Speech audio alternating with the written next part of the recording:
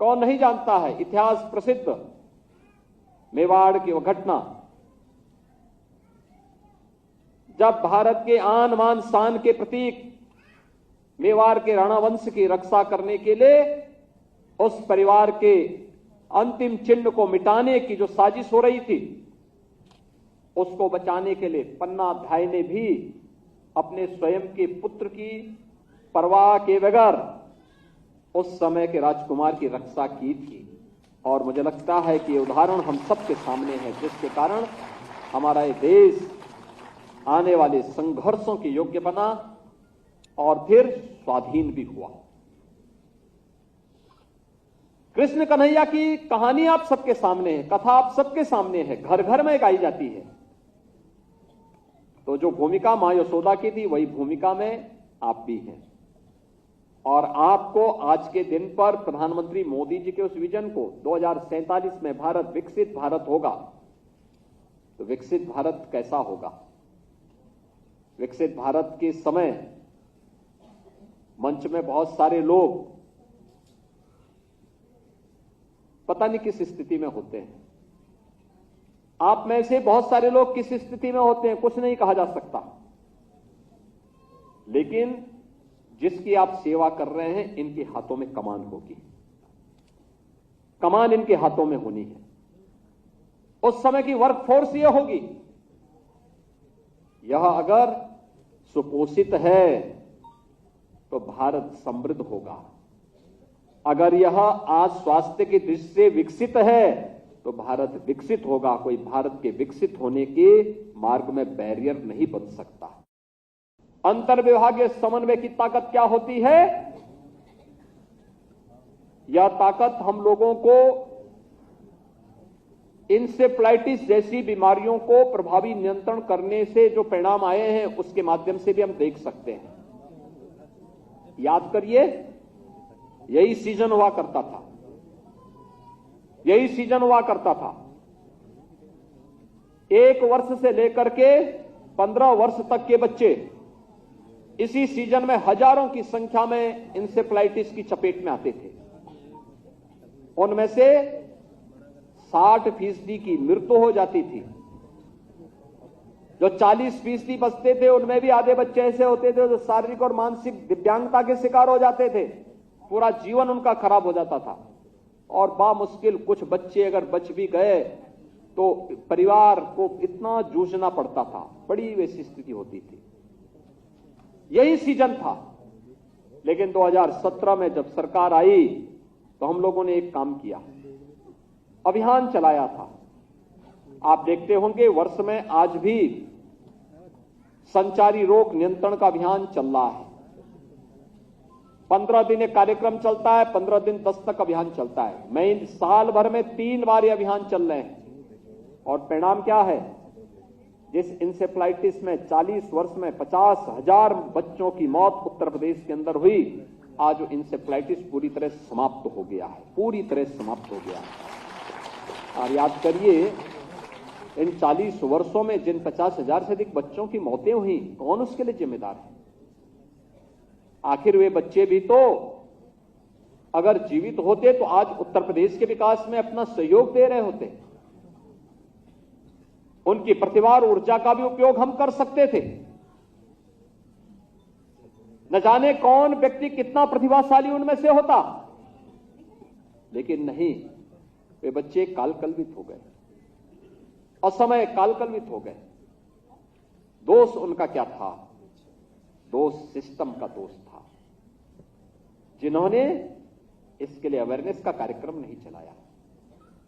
समन्वय का बेहतरीन समन्वय करके सरकार की व्यवस्था को, स्वच्छता के अभियान को, स्वास्थ्य की सुविधाओं को उन तक पोषाहार पहुंचाने के लिए या उन तक शासन के अन्य सुविधाओं को पहुंचाने के लिए जिन्होंने लापरवाही बरती, वे सरकारें और वह तंत्र उसका अपराधी है।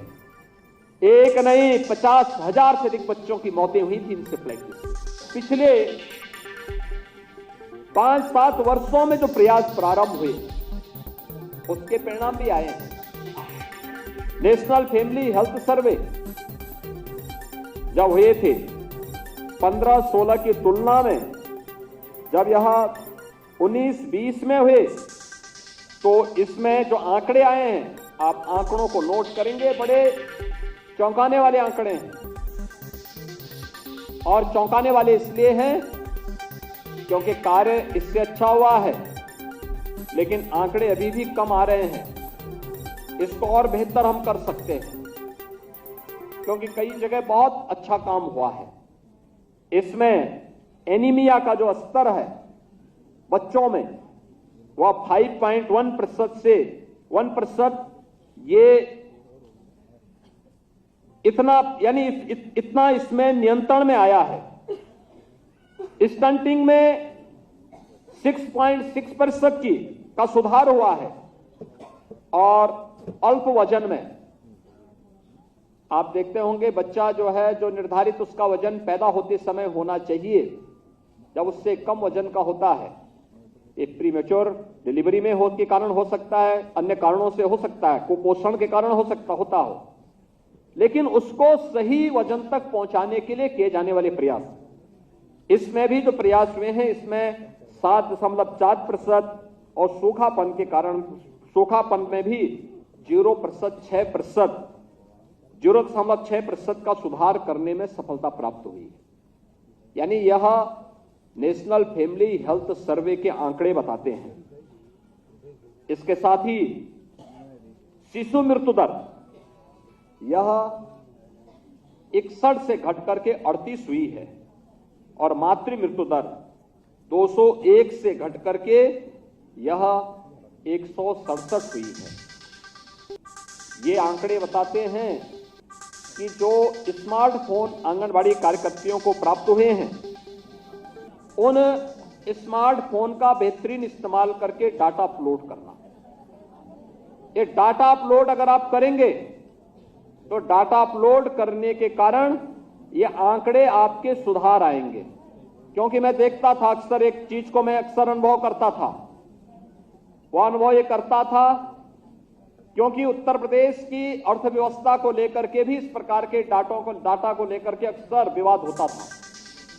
जब मैं देखता था कि अलग अलग विभाग अपने डाटा को अपलोड नहीं कर रहे हैं, हमने मिशन मोड पे इस कार्यक्रम को आगे बढ़ाया।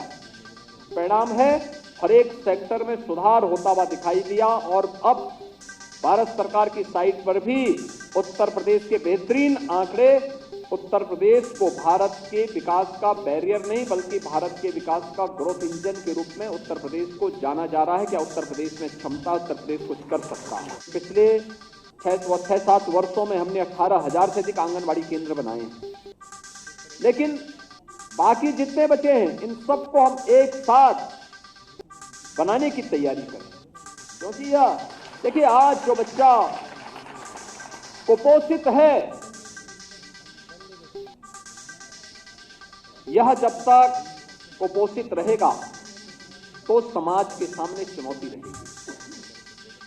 अगर हमें एक स्वस्थ और सशक्त समाज देना है, स्वस्थ समाज देना है, सशक्त राष्ट्र देना है, एक एक बच्चे पर ध्यान देना पड़ेगा। किसी भी जाति, मत, मजहब से ऊपर उठ करके उस पर ध्यान देना पड़ेगा, उसकी चिंता करनी पड़ेगी, उस पर कार्य करना पड़ेगा। और जब हम इस अभियान के साथ जुड़ेंगे, तो हमें 2047 का लक्ष्य भी याद आएगा। 2047 में प्रधानमंत्री मोदी जी के विजन के अनुरूप विकसित भारत देने में हम सफल हो पाएंगे। विकसित भारत के लिए हमें अभी से इसके लिए लगना पड़ेगा। आंगनबाड़ी केंद्र बने, आंगनबाड़ी केंद्रों में सभी प्रकार की सुविधाएं बने, उन्हें हर प्रकार के कार्यक्रमों के साथ हम जोड़ने का कार्य करें।